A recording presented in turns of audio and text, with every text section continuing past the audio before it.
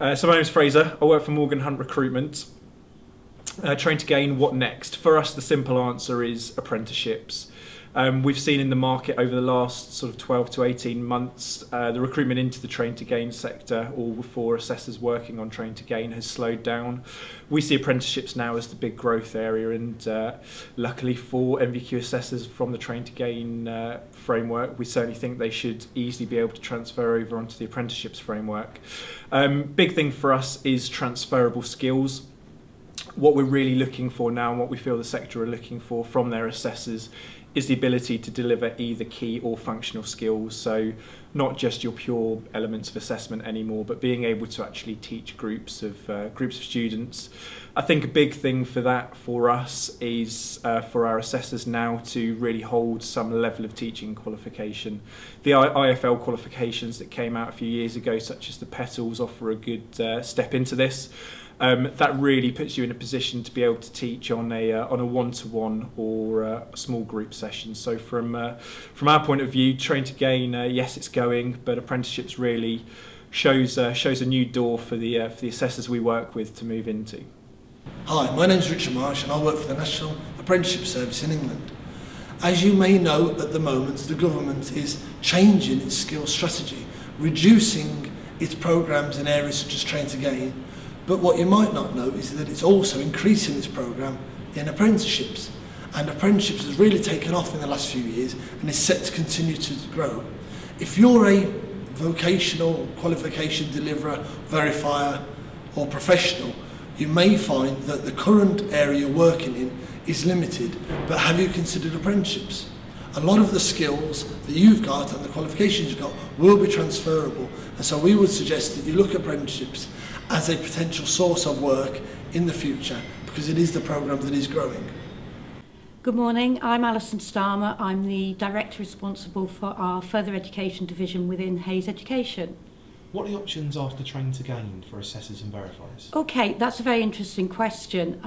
Obviously, although train to gain did have flaws, it did a very good job of raising the profile of training within commerce and industry.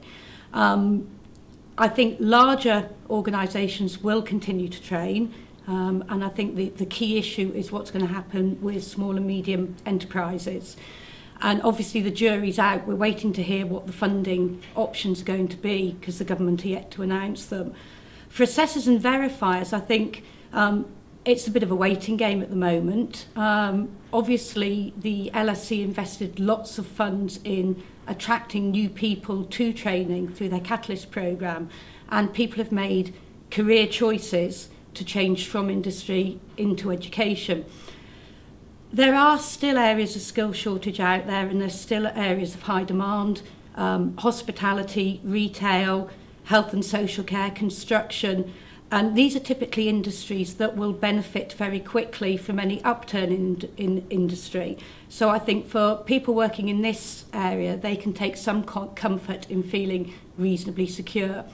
In other areas, I think the importance is for people to stay flexible, to stay positive, to network as much as they can at events such as this, and within their contacts within the industry as well. Try and keep some continuity of work going. That's very important, even if you're only maybe picking up a few hours a day or a few hours a week.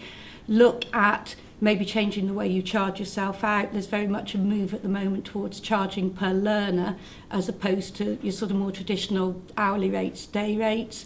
You can look at building what's called a portfolio career, so that you move away from the traditional model of working for one employer, and you maybe hold down 3 or 4 different roles with different organisations.